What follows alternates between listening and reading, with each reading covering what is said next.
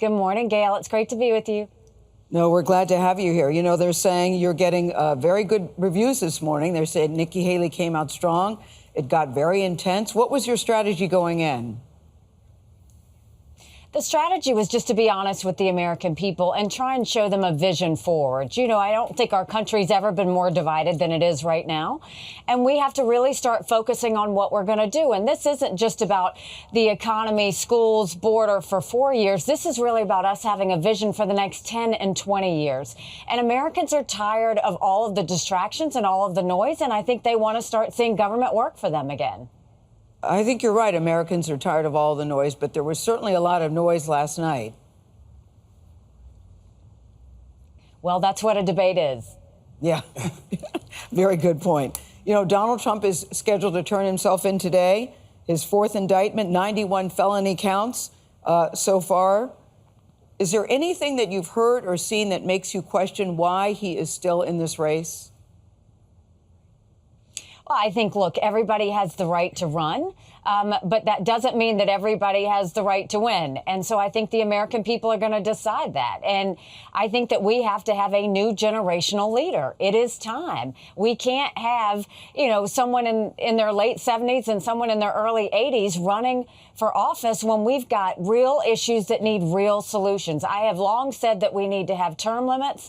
I have long said that we need to have competency tests for anyone over the age of 75. And I've long said that it's time for that senior class to move on and let others take over and start solving these real problems that are facing American families right now. But, Ambassador, you also said that if he's convicted, if he is a nominee and he's convicted, you would still support him. What's your thinking on that? Well, first, I think I've made it clear that if he is convicted, I would pardon him because I think it's important that the country move on. We can't have a 77-year-old former president in jail and think that our country's not going to fall apart. So the focus really is making sure that the American people will decide this. I trust the American people. I know that they're going to go for someone who's really going to take our country forward. I don't think that's going to be Donald Trump.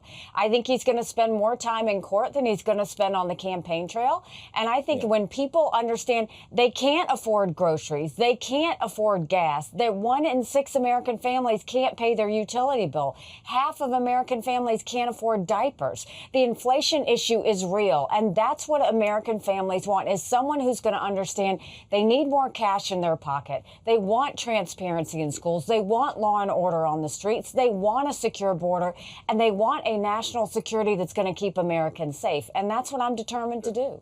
You know, that list of issues you just put forward there, they are top of mind for many Americans. They're feeling that economic pain. The best way to have an influence on the next 4 years of anyone's life is to vote in this upcoming election. The issue with that is a lot of people don't trust our system at the moment. And the reason they don't trust our system at the moment is because the former president, Donald Trump, continues to say the last election was rigged. Putting aside the indictments, putting aside the weaponization of the Justice Department, as many Republicans allege, do you think it's dangerous for democracy? Do you think Donald Trump is dangerous for democracy because he continues to deny a free and fair election that has happened? It's over. Well, I think during COVID, we had some messy elections. There's no doubt about it. But I do think that Joe Biden won that election. But in South Carolina, I said, if you've got to show a picture ID to buy Sudafed, if you've got to show a picture ID to get on a plane, you should have to show a picture ID to protect the integrity of the election process. And so we passed voter ID in South Carolina. And I think a lot of people would like to see that. People need to trust their elections. You know, Donald Trump continues to talk about the past. I'm talking about the future. The American people want to see government work for them again. They don't want to talk about a past election. They don't want to talk about whether it was stolen or not. They want to know what the next president's going to do for them. Ambassador, pardon me, he continues to talk about that, and it does undermine trust in the system. Do you want him to stop? I want him to acknowledge some things that really happened. He let Republicans and Democrats spend like drunken sailors and put us in the situation that we're in, along with Biden. I look at the fact that he's now walking back from Ukraine, which is making America less safe. I look at the fact that he did good on calling out China on trade, but he didn't say anything about China buying up our farmland or stealing our intellectual property or sending fentanyl across the border. I have a lot of policy issues that I can sit there and talk about Donald Trump on. But the thing thing is, everybody's ready to move forward. And I know y'all love to talk about this past election. He's going to say what he's going to say. That's who Donald Trump is. It always is. I'm not going to talk about whether an election was stolen. I'm going to talk about what real American families want to talk about. And that's the fact that they're hurting right now, and we need to give them some relief.